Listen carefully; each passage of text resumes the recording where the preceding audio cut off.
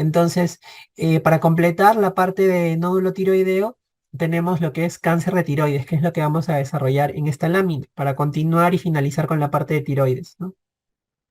Respecto al cáncer de tiroides, el cáncer de tiroides puede ser primario, si es que afecta a la misma glándula tiroidea, ¿no? Los primarios son todos aquellos a que afectan a la misma glándula, ¿no? En este caso a la misma tiroides.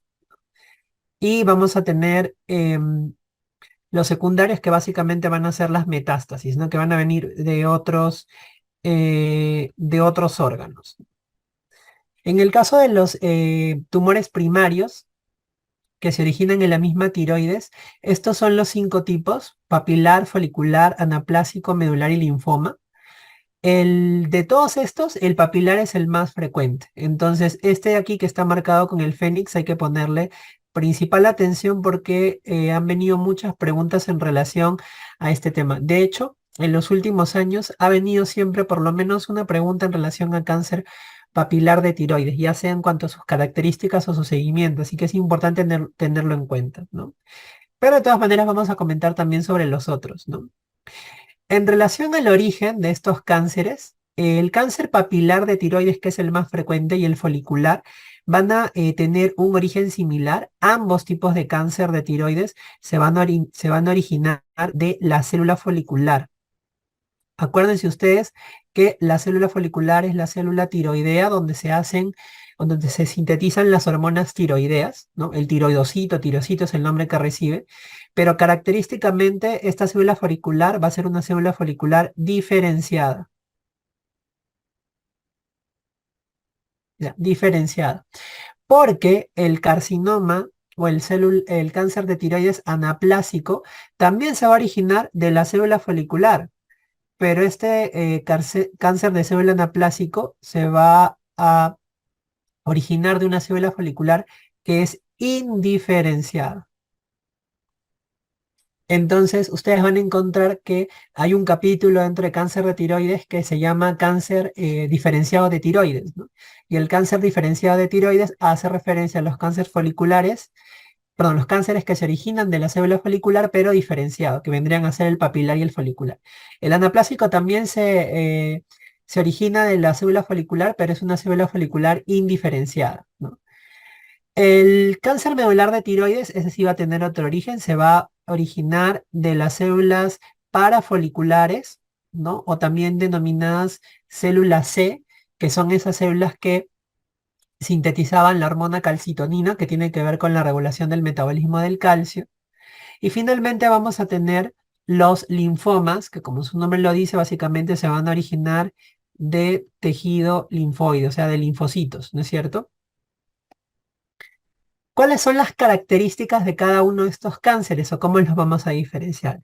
En relación al papilar, lo que les había dicho es el cáncer de tiroides más frecuente, ¿no? Por eso es que siempre suele ser preguntado.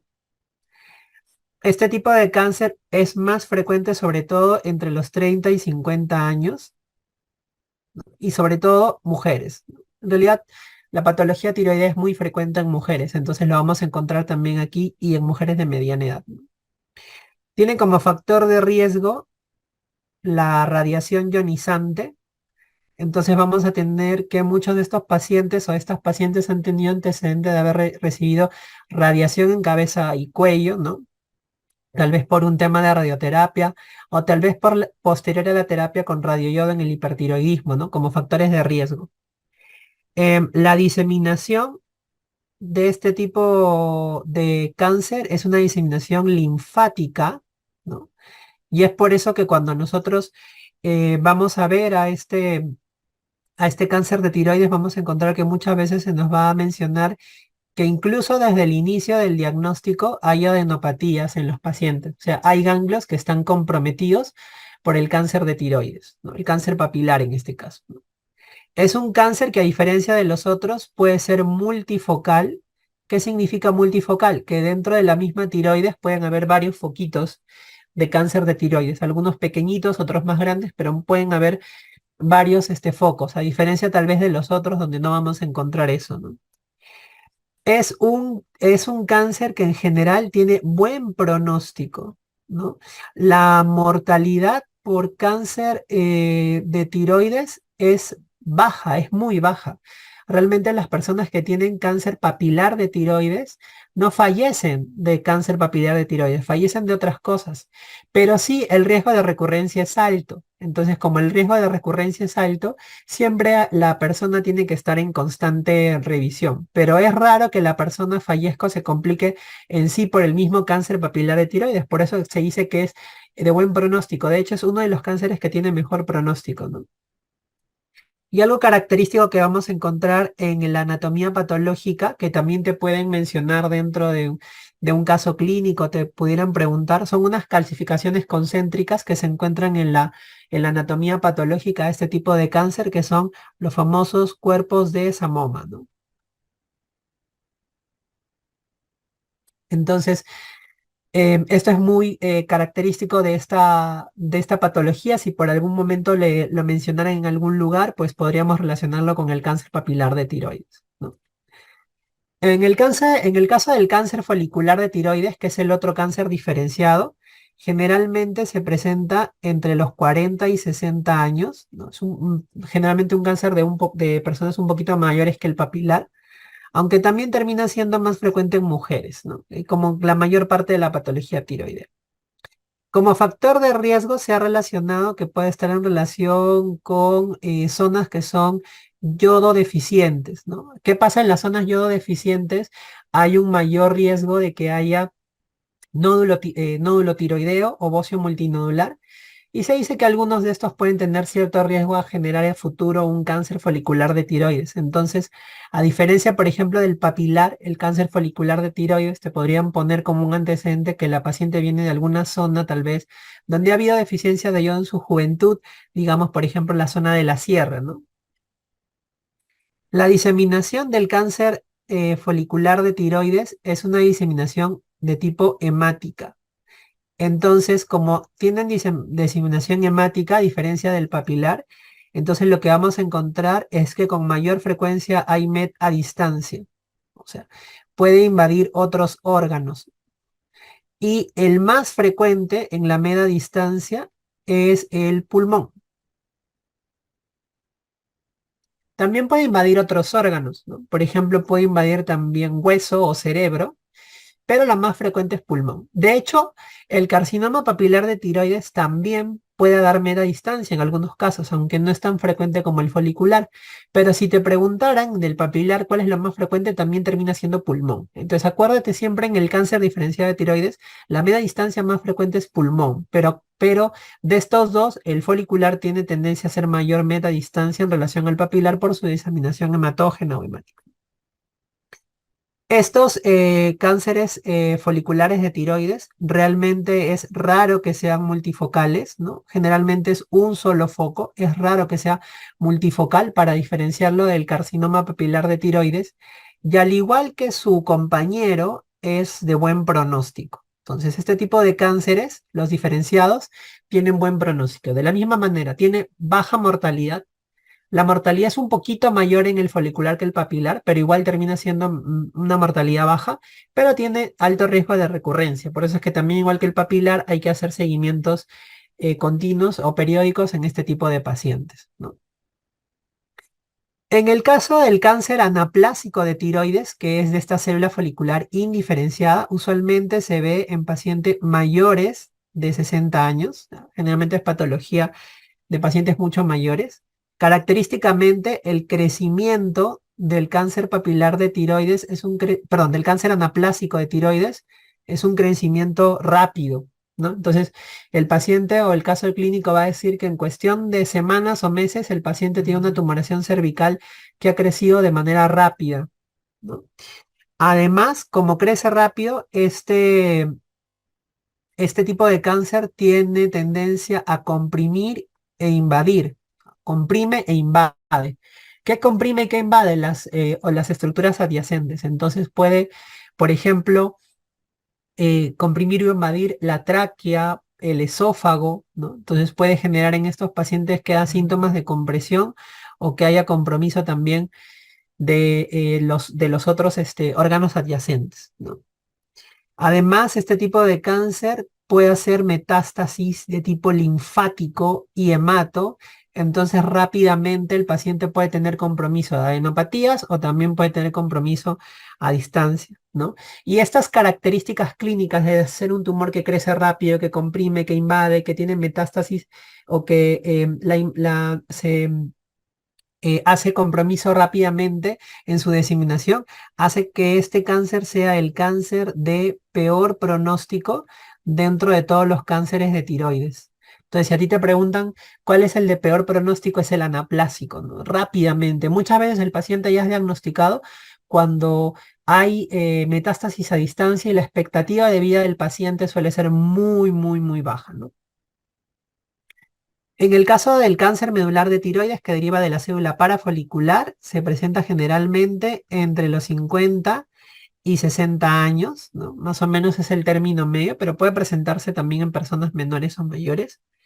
Lo interesante de este cáncer medular es que este cáncer medular puede ser esporádico, ¿no? Puede ser esporádico o puede ser asociado o tener cierto componente, digamos, genético, sobre todo en relación a qué, en relación a la neoplasia endocrina múltiple de tipo 2, ¿no?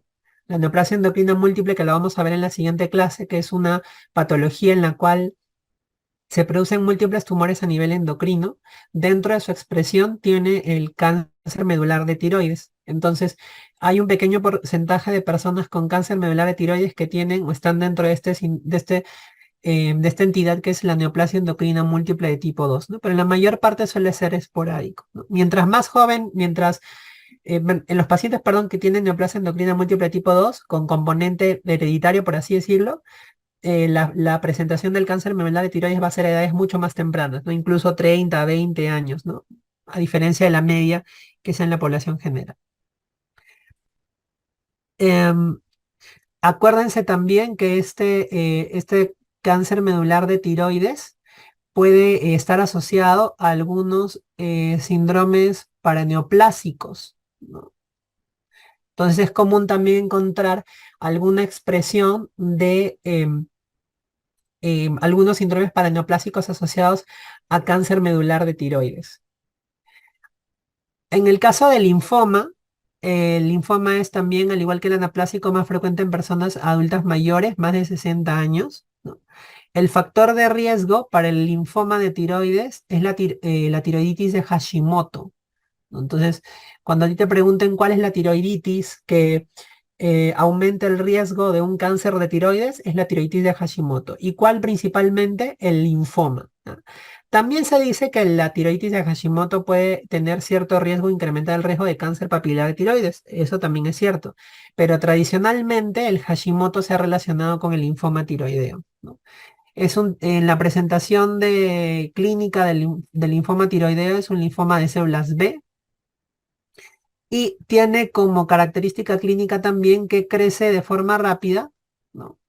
Aunque no tiene ese comportamiento, digamos, agresivo tan marcado como tiene el anaplásico, ¿no? Si bien puede crecer y comprimir, no es de rápidamente invadir o metastizar como sí lo puede hacer el carcinoma anaplásico, ¿no? Entonces, a veces en los pacientes adultos mayores siempre como que genera una duda en cuanto al inicio de la presentación clínica entre el anaplásico y el linfoma, ¿no?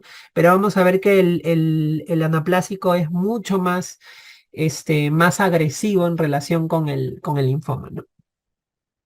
Ok, en cuanto a los marcadores tumorales, el cáncer diferenciado de tiroides, es decir, el que se deriva de la célula folicular tiroidea, ambos papilar y folicular, van a tener como marcador tumoral a la tiroglobulina, ¿no? Esto es obvio porque la tiroglobulina pues es una glucoproteína que fabrica la célula folicular tiroidea, que es donde se van a sintetizar, a partir de la cual se va a sintetizar las hormonas tiroideas. Entonces es comprensible que la tiroglobulina sea su marcador, pero acuérdense que la tiroglobulina solo es un marcador de seguimiento, ¿ya? No es un marcador de diagnóstico. Eso quiere decir que me va a servir para después que yo le haya dado la terapia inicial al paciente, pero no me va a servir para diagnosticar. O sea, si ustedes quieren saber, ustedes están sospechando que un nódulo tiroideo es maligno y ustedes dicen, voy a medir tiroglobulina y si sale alta es un papiloma folicular, no, ahí no tiene cabida la medición de tiroglobulina. Tiroglobulina solo sirve como seguimiento. El anaplásico no tiene ningún marcador tumoral porque es una célula indiferenciada. Y en el caso del medular, sí. En el caso del medular, el marcador tumoral es la calcitonina, que en este caso sí se podría utilizar tanto para el diagnóstico como para el seguimiento. En este caso sí. Como la célula, perdón, como el cáncer medular de tiroides deriva de la célula CO parafolicular que secreta calcitonina. Entonces aquí sí me sirve como marcador de diagnóstico y de seguimiento, ¿no? Y en el caso del linfoma no tiene ningún marcador específico para el linfoma tiroideo, ¿no?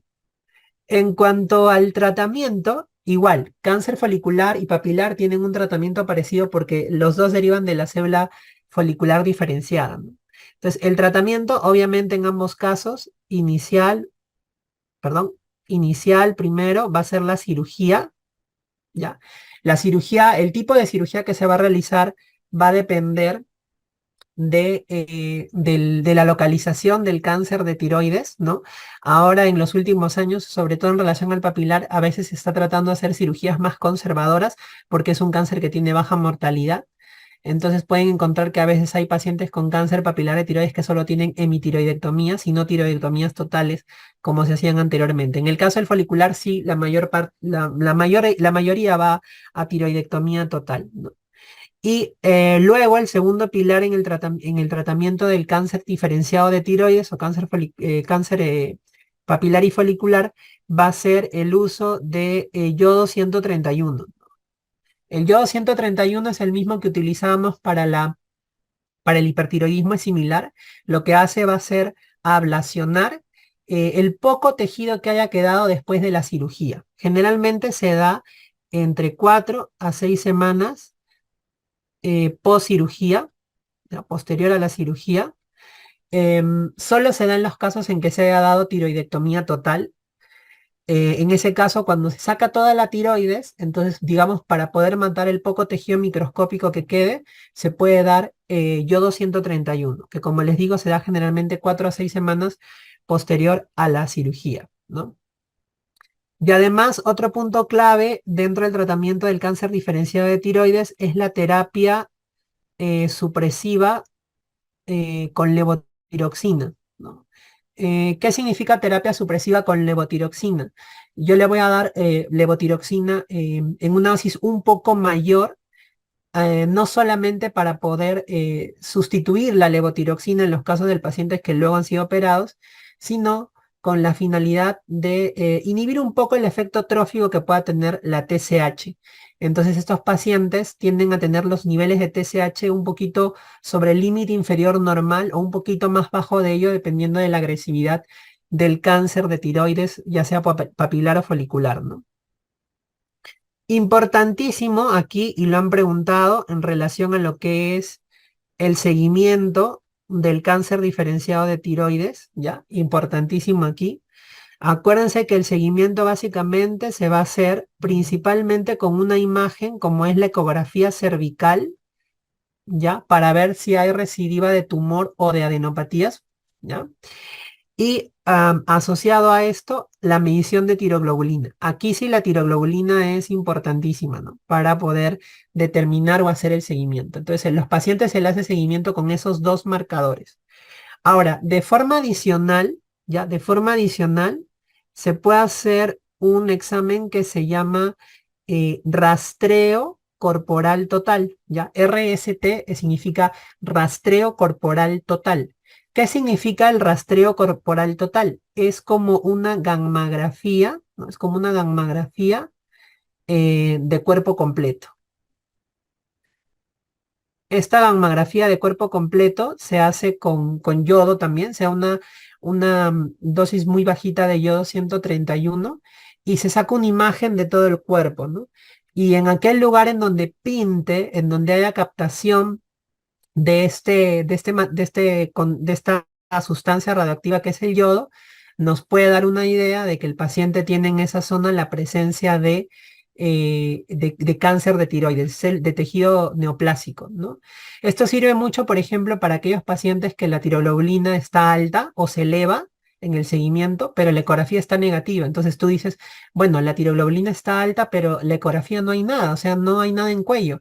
Entonces puedes pensar que tal vez en alguna otra zona del cuerpo esté apareciendo o haya presencia de tejido, tejido neoplásico. Entonces, para eso es un rastreo corporal total, que como les digo, finalmente termina siendo como una gammagrafía de cuerpo completo con yo 131.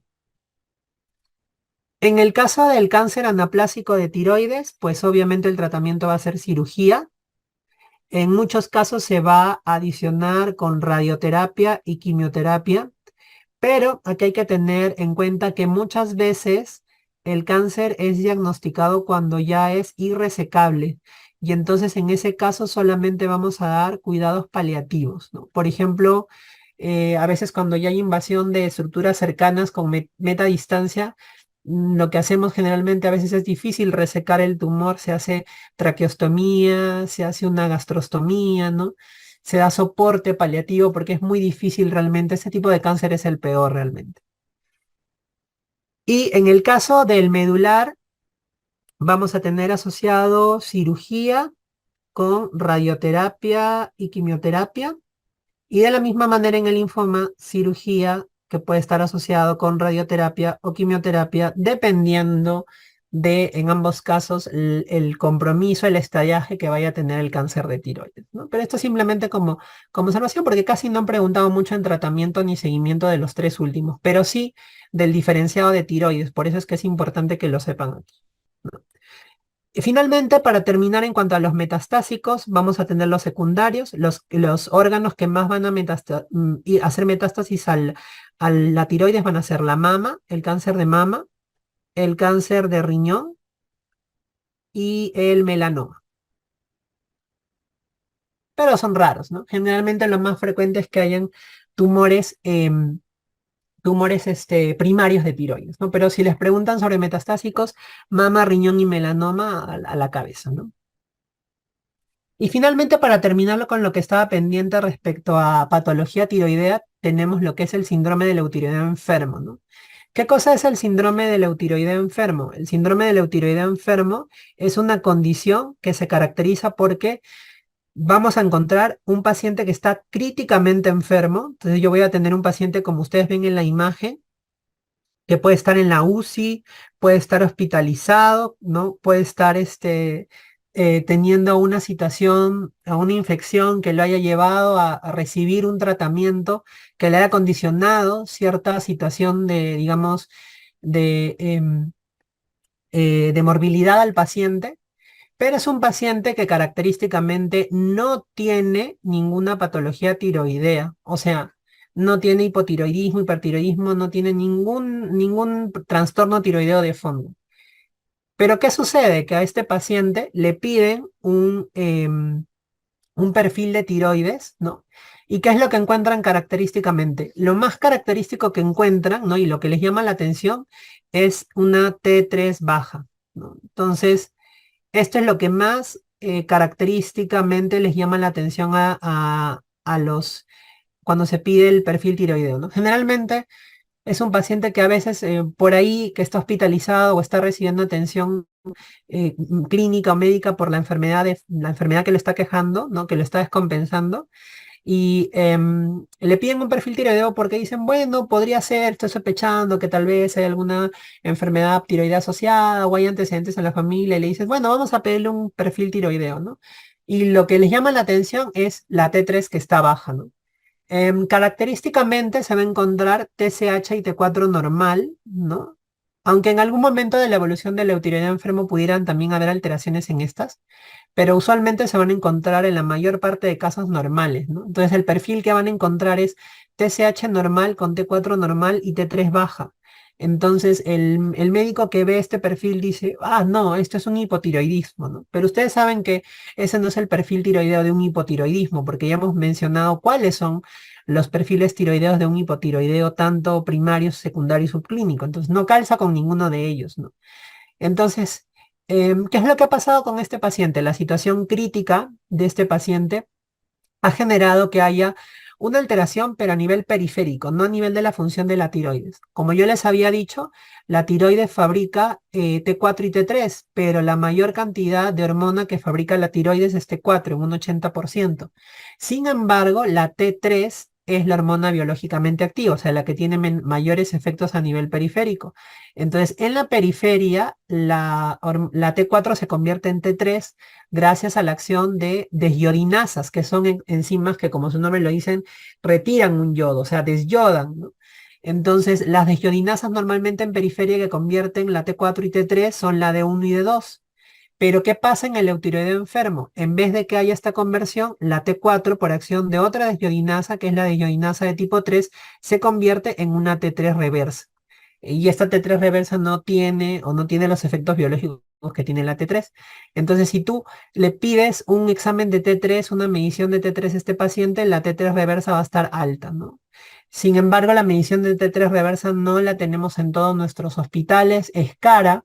Entonces, lo que te va, digamos, a hacer el diagnóstico o la sospecha de un síndrome de tiroideo enfermo, pues son todos los cabos que tú vas atando, ¿no? Pacientes sin un problema tiroideo previo, que está pasando o aquejando por una morbilidad que lo ha descompensado y que en el perfil tiroideo lo que más marca es la T3 baja, ¿no? La T3 baja.